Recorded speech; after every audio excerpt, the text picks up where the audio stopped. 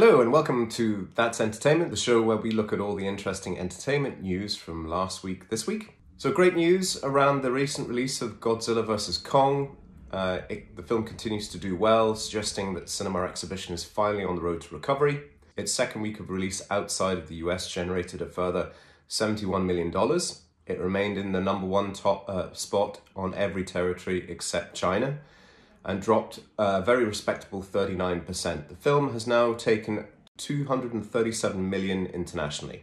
And the most impressive stats are the film is now ahead of where Godzilla and Godzilla King of Monsters was, where at this stage of their release, even with audiences capped worldwide and cinemas still closed in some key territories. This follows on from its opening week when it debuted in number one in all 38 territories and took over $123 million, the biggest international box office debut of a Hollywood movie during the pandemic era. IMAX screens delivered a whopping $12.5 million worldwide, which is nearly 10% of the global total, and it was the biggest IMAX opening for a US film since December 2019. IMAX in China took $9.5 million, and that was 14% of total box office for the country, despite making up just 1% of the total screens that the film was playing on.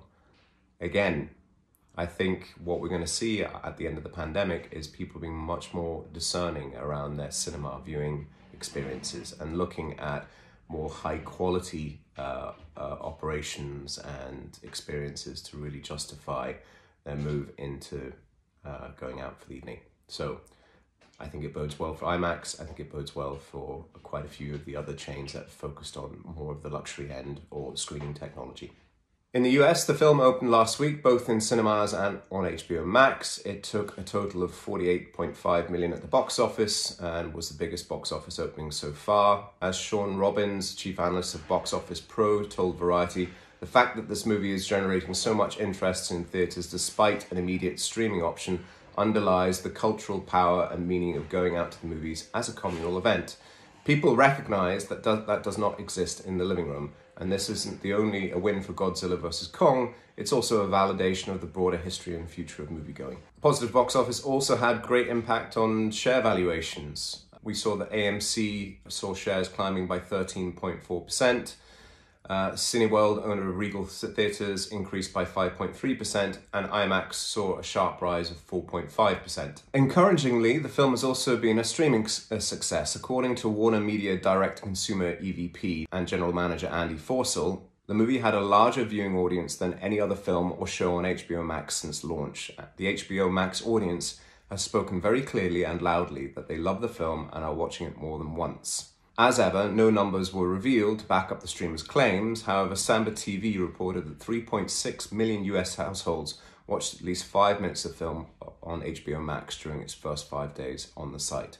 The big and unknowable question in the US is just how much box office revenue are Warner Brothers willing to sacrifice by making a film available on their HBO services. Samba TV also reported that 225,000 UK households watched the film over the Easter holiday weekend, where the film is available as a premium VOD title with a rental cost of around £16. That means it's already generated a further £3.6 million, almost $5 million, for Warner Brothers in the UK, with the studio set up to keep the vast majority, maybe 90% of this, as cash.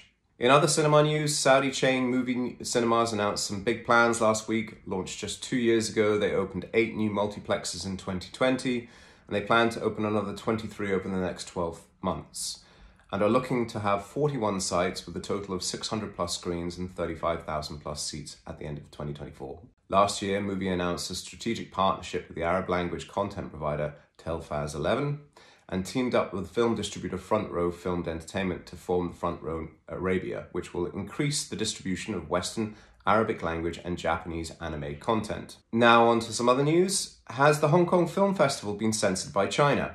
The opening night film, crime thriller Where the Wind Blows, was cancelled. According to the festival organisers, the decision was made upon request from the film owner due to technical reasons. However, according to a report from The Hollywood Reporter, over the past several years, such references to vague technical problems has become a common euphemism for the last-minute censorship complaints by China's increasingly repressive and I would say regressive film regulators. Since the Chinese Communist Party propaganda department assumed responsibility for all film regulation in 2018, scrutiny of Chinese movie making bound for international festivals and markets has grown only more oppressive. I think this speaks to the worrying role of censorship that we're seeing creep across the world, including on our social media platforms. And I think that any kind of film funding should look very skeptically at any kind of financing that should be coming through from the Chinese Communist Party, which effectively is also the capitalist state within, or China's version of capitalism. Its investment funds, I think, are particularly damaging to cultural freedoms and norms that we see in the West. And therefore, I'm very saddened to hear this. I think that film is an important expression of a culture and a society. But, you know, it's the ongoing march towards progress that we're seeing within Hong Kong right now. And I say progress within inverted commas. In VOD news, we've gotten used to the streamers making great claims about their latest successes without supplying any firm facts to back them up. Therefore, it's interesting to see that the numbers that various other tracking services reveal. According to Nielsen, Coming to America was one of the most watched films to debut on streaming services in the past 6 months. During its first week of release, the Eddie Murphy comedy sequel was responsible for 1.4 billion minutes of viewing time, which equates to about 12.8 million full showings of the film, based on a 110-minute running time. Only Wonder Woman's 1984 and Soul and The Christmas Chronicles have bigger streaming openings since Nielsen started tracking weekly viewing back in August 2020. Disney's Raya and the Last Dragon accounted for 355 million minutes of viewing, or about 3.3 million full showings of the film. Each household that viewed it paid the premium access fee of $30. So if we assume that each of them only played the film once, Disney will have earned $100 million, almost 12 times what the film took at the US cinemas over its theatrical opening weekend. Disney don't have to share the streaming cash with the cinemas, so it seems the decision to make it available as a PVOD title was a good one, and helps explain why the studio decided to go down the same route for their next Marvel movie, which is Black Widow. That's all for this week. Feel free to like, comment, and subscribe to this channel. Remember that we both upload to YouTube and to LinkedIn. If you have any questions, by all means, pop them into the comments section below this video. Look forward to hearing from you, and have a great week. Goodbye.